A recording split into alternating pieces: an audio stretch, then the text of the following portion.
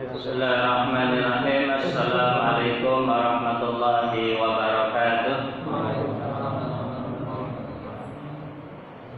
Innal hamdalillah nahmaduhu wa nasta'inuhu wa nastaghfiruh wa na'udzu billahi min shururi anfusina wa min sayyiati a'malina. May yahdihillahu fala mudilla lahu wa may yudlil fala hadiya lahu.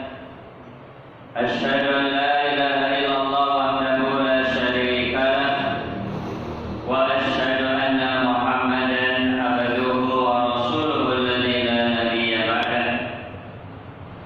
Ya ayyuhalladzina amanu taqullaha haqqa tuqatih wa la tamutunna illa wa antum muslimun, amma ba'du.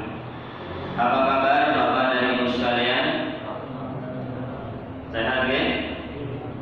Saya doakan semoga saya dan Bapak Ibu sekalian selalu diberikan kesehatan oleh Allah Subhanahu wa taala, diberikan keberkahan umur dan dimudahkan dalam segala urusan. Amin. Kita melanjutkan pembahasan kita dari kitab Riyadhus Shalihin karya Imam An-Nawawi Asy-Syafi'i rahimahullahu taala. Dan pada malam hari ini pengajian tentang Riyadhus Shalihin kita beri judul dengan Islam Agama Kasih Sayang. Apa judulnya? Islam Agama Kasih Sayang. Karena hadis-hadis yang akan kita bahas dari bab ke-27 yang diberi judul oleh penulis babnya ini diberi judul dengan Babu Tahdimi Hormatil Muslimin, bab mengagungkan kehormatan kaum muslimin, wa bayani hukukihim, dan penjelasan tentang hak-hak kaum muslimin, wa syafaqati alaihim, dan bersikap lemah lembut terhadap mereka, wa rahmatihim, dan kasih sayang kepada mereka. Bapak dan Ibu, saudara dan saudariku jamaah Masjid Al-Barkah rahimani wa rahimakumullah, salah satu sifat dan karakteristik agama Islam adalah Islam itu dibangun di atas ajaran kasih sayang.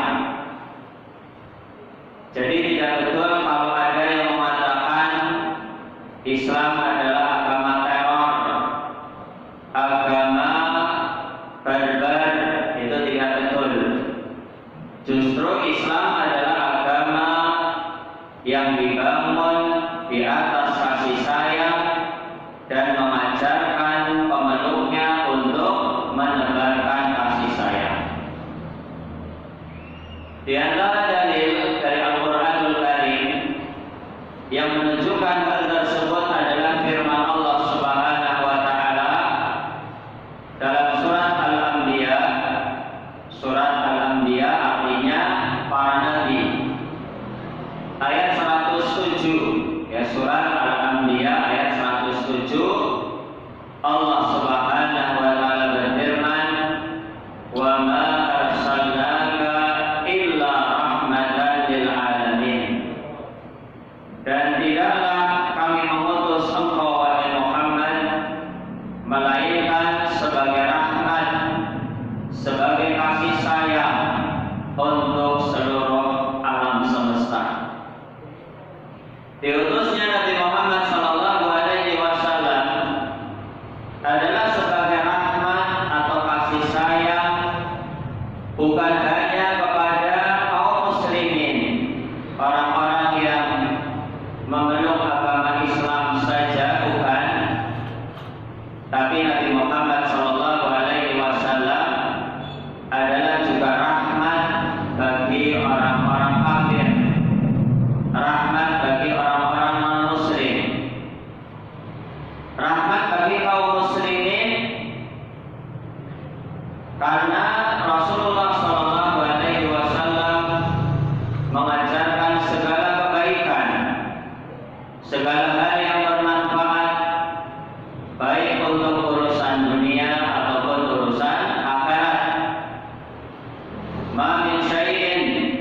yuqarribukum ilal jannah wa yuba'idukum 'anil nar illa wa qad buyyina lakum. Nabi Muhammad sallallahu alaihi wasallam pernah bersabda, tidak ada satu hal pun yang bisa mendekatkan diri kalian ke dalam surga dan menjauhkan diri kalian dari api neraka kecuali pasti sudah dijelaskan kepada kalian semuanya.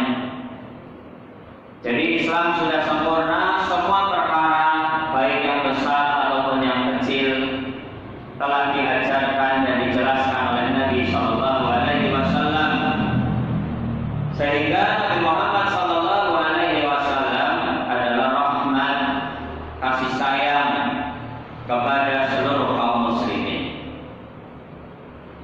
Kemudian juga rahmat bagi kaum non muslim, rahmat bagi orang-orang kafir. Maksudnya adalah dengan mendakwahi mereka. Jadi bentuk rahmat Nabi Muhammad Sallallahu Alaihi Wasallam kepada kaum musyrikin dan kaum kafirin adalah dengan mengajak dan mendakwahi mereka agar masuk ke dalam Islam, agama kasih sayang, agar mereka selamat di dunia dan juga di akhirat. Maka salah kalau ada orang memahami Islam adalah agama rahmatan lil alamin, kemudian dia mengatakan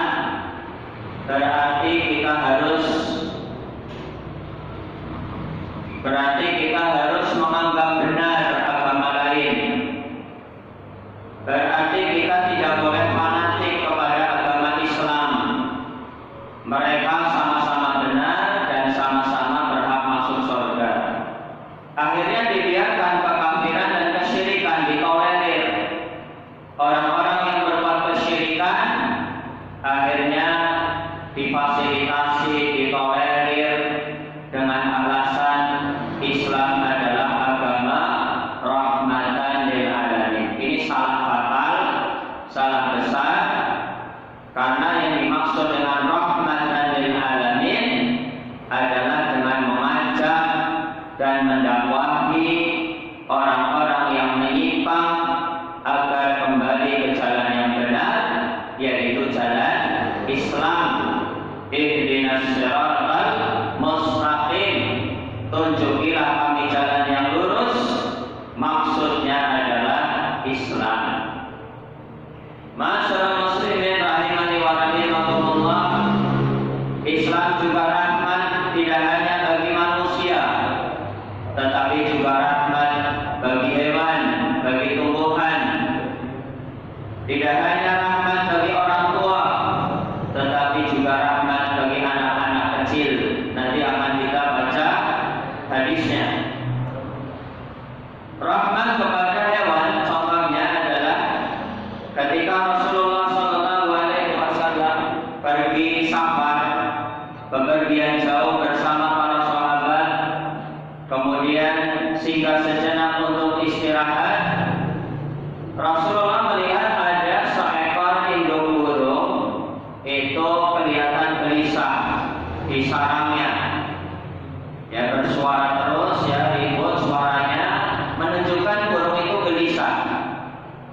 Maka Rasulullah itu segera tanggap dan bertanya kepada para sahabat, siapa yang mengambil anak dari burung ini? Jadi induk burung ini merasa gelisah, ya kicauannya itu menunjukkan kekhawatiran, dan Rasulullah itu paham, berarti dia kehilangan anaknya.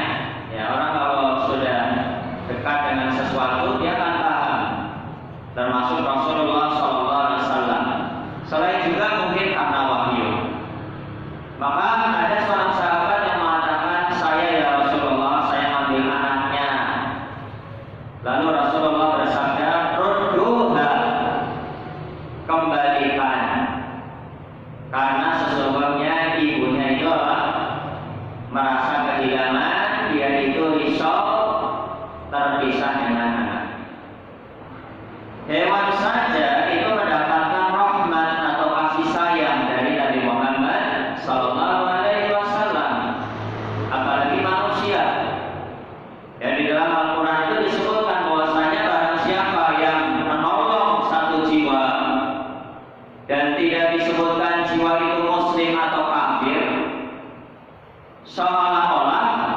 dia telah menyelamatkan manusia seluruhnya.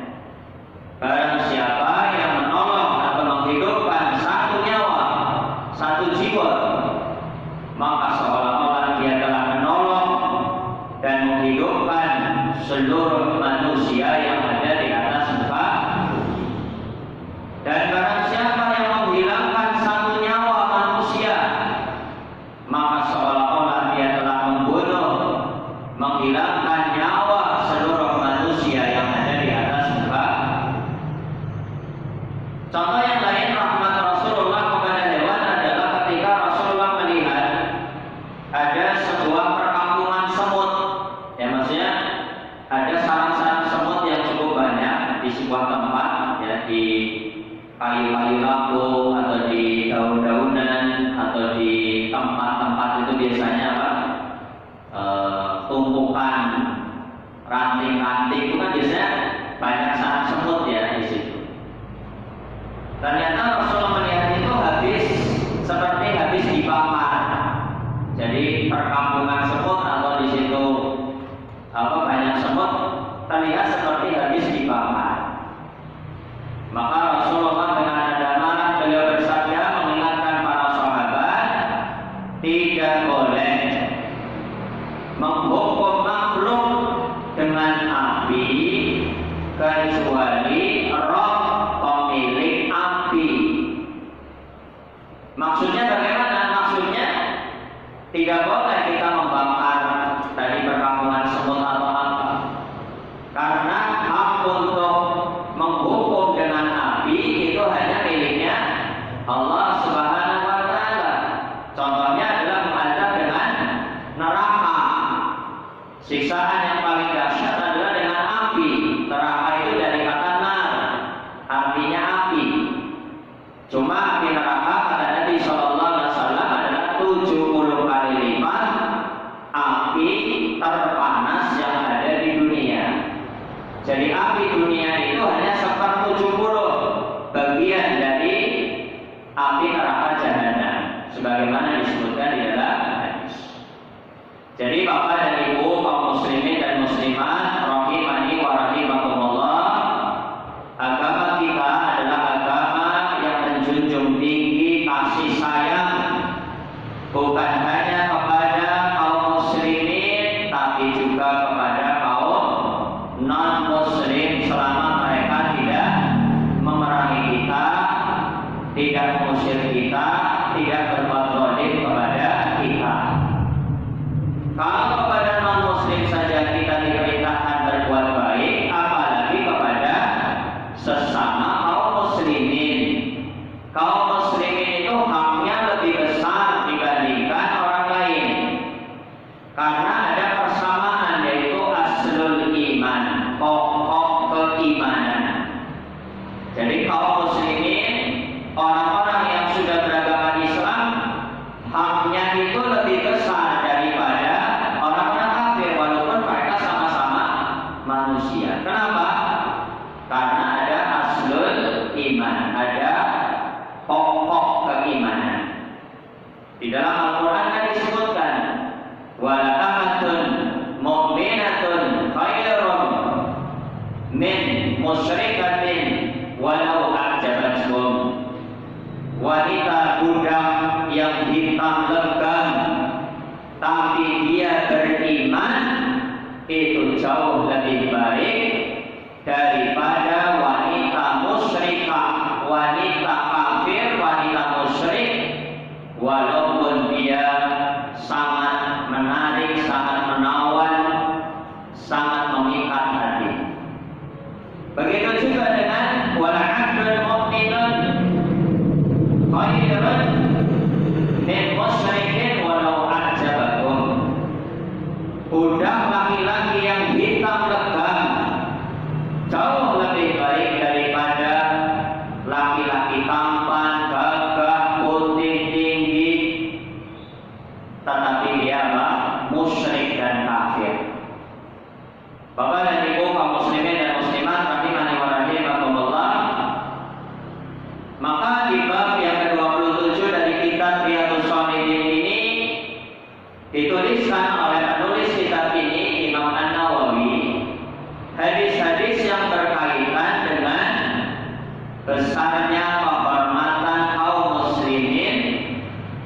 dan hak-hak mereka, dan perintah untuk berkasih sayang, berlemah lembut terhadap sesama kaum muslimin. Karena ciri orang beriman yang disebutkan di dalam Al-Quran diantaranya adalah rohkama'u bainahum. Orang beriman itu rohkama itu jamak dari rohimun, artinya adalah bersikap lemah lembut, bersikap kasih sayang, welas asih kepada orang-orang yang beriman. Hadis yang akan kita baca yang pertama, hadis 222. Hadis pertama dari bab 27. Wa an Abi Musa radhiyallahu anhu qala, dari sahabat yang mulia yang bernama Abu Musa Al-Asy'ari dari Bani Asy'ar radhiyallahu anhu, dia berkata, qala Rasulullah sallallahu alaihi wasallam, Rasulullah sallallahu alaihi wasallam bersabda, al-mu'minu lil mu'mini kal bunyan. Orang yang beriman dengan orang beriman yang lain itu perumpamaannya adalah bagaikan sebuah bangunan. Jadi sesama kaum mukminin itu perumpamaannya seperti apa? Sebuah bangunan, sebuah rumah, sebuah gedung. Yashuddu ba'duhu ba'dan. Ya, saling menguatkan satu sama lainnya. Ya, yashuddu ba'duhu ba'dan, saling menguatkan satu sama lain. Rumah itu ada pondasinya, ada tiangnya, ada dindingnya, ada atapnya, semuanya saling menguatkan, saling melengkapi. Begitu juga orang yang beriman itu saling melengkapi, saling menguatkan. Ada yang dilebihkan oleh Allah dari sisi ilmu, maka hendaknya dia memberikan manfaat kepada orang lain dengan ilmunya. Khairukum man ta'allama al-Qur'an wa 'allamah. Sebaik-baik kalian adalah orang yang belajar Al-Qur'an dan mengajarkan Al-Qur'an. Ya, sedekah dengan ilmu kalau memang apa? Dia punya ilmu. Tapi kalau nggak punya ilmu ya jangan coba-coba tampil. Itu namanya at-tasaddur qabla at-ta'abbul. Ya, menampilkan diri padahal dia bukan ahlinya. Faqidu syai'i la yu'tihi. Kata pepatah Arab, orang yang tidak punya apa-apa tidak akan bisa memberikan apa-apa. Orang yang nggak punya ilmu, kalau dia berusaha berbicara, berusaha tampil, khawatirnya malah dhalun mudil, sesat dan menyesatkan. Ini khawatirnya seperti itu. Dan disebutkan oleh Nabi Sallallahu Alaihi Wasallam, ciri akhir zaman adalah banyaknya ruwaidah, banyaknya orang-orang yang berbicara agama, tapi dia nol, kosong dari ilmu agama. Ma'asyiral muslimin rahimani wa rahimakumullah. Itu kalau ada orang yang memang dia punya ilmu, maka sedekah dengan ilmu. Ada orang punya keahlian, ya keterampilan, maka dia sedekah dengan keterampilannya. Ada orang dilebihkan oleh Allah Subhanahu wa taala dengan hartanya, maka dia bersedekah menolong agama Allah Subhanahu wa taala dengan harta yang dimilikinya. Saling menguatkan, kaum muslimin itu saling menguatkan. Kata para ulama, al-mu'minu dha'ifun bi nafsihi. Orang beriman itu lemah kalau sendirian. Apa tadi kata para ulama? Orang beriman itu lemah kalau sendirian. Dha'ifun bi nafsihi, qawiyyun ma ikhwanihi. Dia akan menjadi kuat Kapan? Kalau tolong menolong bergabung bersama saudara-saudaranya yang lain. Jadi gak boleh kaum muslimin itu saling bermusuhan, itu gak boleh. Innamal mu'minuna ikhwatun, sesungguhnya